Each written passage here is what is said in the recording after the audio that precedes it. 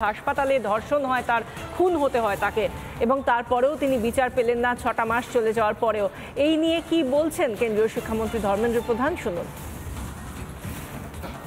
घटना बंगाल में हुई कई चीजों को वो सामने लेके आया। जो लोग उसमें संश्लिष्ट थे वो लोग कौन थे? जब सत्ता पक्ष की लोग, स्टेट पुलिस की हिस्सा उस जघन्य कांड में संश्लिष्ट होता है, तब इस प्रकार की घिनौना चेहरा चरित्र सामने आती है। मेरा इस देश की न्यायिक व्यवस्था पे, जो एजेंसियां उसमें जुड़े हुए हैं, उन पे पूरा भरोसा है। जितना ही जल्दी हो उस पीड़ित परिवार को न्याय मिले। वो परिवार सिर्फ एक व्यक्ति और एक घर में सीमित नहीं रहा है।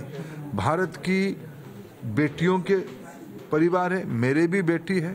हम सभी की सेंटिमेंट, विशेष करके भारत की नई पीढ़ी की कामकाजी बच्चियों का और नई पीढ़ी के सेंटिमेंट उसके साथ जुड़ा है।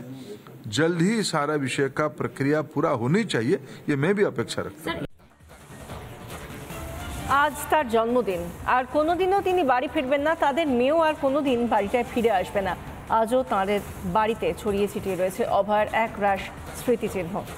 ফুল ফুটেছে অভয়ের সাধের বাগানে, যে বাগান তিনি নিজে হাতে তৈরি করেছিলেন। জন্মদিনের আগে অভয়ের বাড়িতে সিনিয়র এডিটর স্বর্ণালী সরকার কথা বললেন তার মা বাবার সঙ্গে।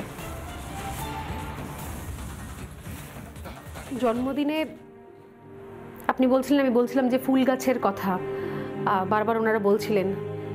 অভয়ের নিজের কেনা যে ফুলগুলো বারবার নিয়ে আসা হতো, যে চারাগুলো নিয়ে আসতো, সেগুলো কি এখনো বাড়িতে রয়েছে কাকিমা? একবার দেখতে পারি আমরা ফুল গাছগুলো বাড়ির ছাদে? আমি বলছিলাম শুরুতেই যে বারবার করে যখন সবাইকে আহ্বান করছেন যে আরও একবার কোথাও প্রতিবাদটা হওয়া দরকার, কারণ বিচারটা এখনো বাকি রয়ে গেছে, ঠিক তখনই অভয়ের মা কাকিমা তিনি বারবার করে বলছিলেন যে ওই দিনকে অভয়ের নাম করে ফুল গাছ লাগান। অনেকবার অনেক জায়গাতে আপনারা শুনেছেন, বিভিন্ন সময়তে বক্তব্য রাখার সময় তারা বলেছেন। আর দেখুন অজস্র ফুল গাছ, এখানে বোগানবেলিয়া রয়েছে, আরও ছোট ছোট অজস্র ফুল গাছ রয়েছে, এবং এই গাছ ছাদটা জুড়েই ফুল গাছ। হাতেই আনা এগুলো, এই যে লিলি, ওই বেগনবেলিয়া সব নিজের হাতে, এগুলো সমস্ত নিজের হাতে নিয়ে এসছে। অর্কিড খুব প্রিয়, বাপি অর্কিড লাগাও অর্কিড লাগাও, ওর বাবা এনে অর্কিড লাগিয়েছে।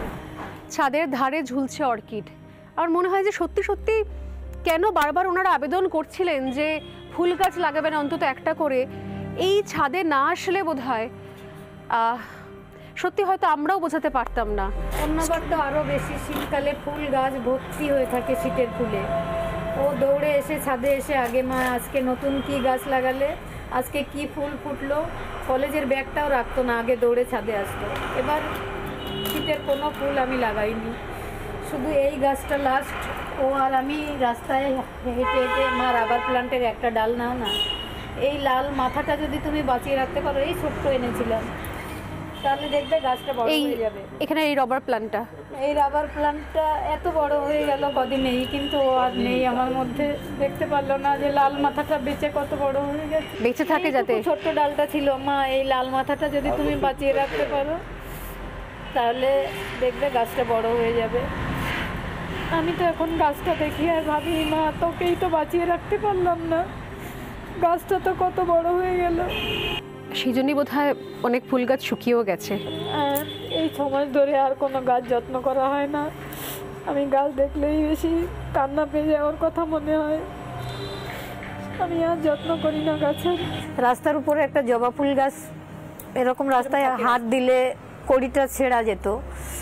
ও যদি বুঝতে পারতো যে আমি হাত বাড়াচ্ছি কড়িটা ছেঁড়ার জন্য, আমাকে মা তুলবে না তুললে কিন্তু আমি বাড়ির লোককে ডেকে নিয়ে আসবো। শাসনেও ডাকতো আপনাদের ভীষণ। আমাদের অভিভাবক কি হারিয়ে গেছে, বাবা শরীরনি, বাবাকেও কি বকা খেতে হতো? হ্যাঁ, বাবাকে খুব বকতো, ভীষণ বকতো বাবাকে।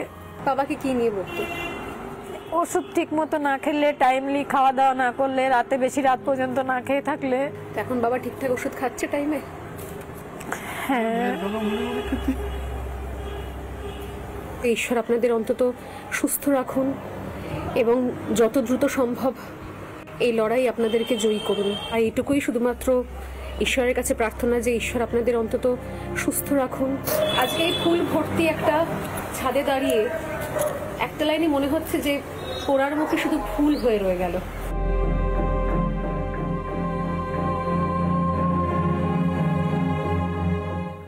শুধু মানুষটা নেই, বরঞ্চ পড়ে রয়েছে একটা নাম, যে নামটা আমরা দিয়েছি অভয়া।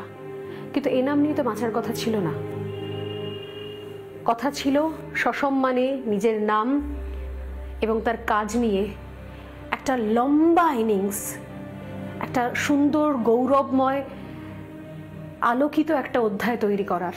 এবং তারা বারবার করে আবেদন করছেন সেই জন্য আরও একবার আমাদের সবাইকে একসঙ্গে সরব হতে, নাহলে বিচারটা চিরকাল অধরা থেকে যাবে।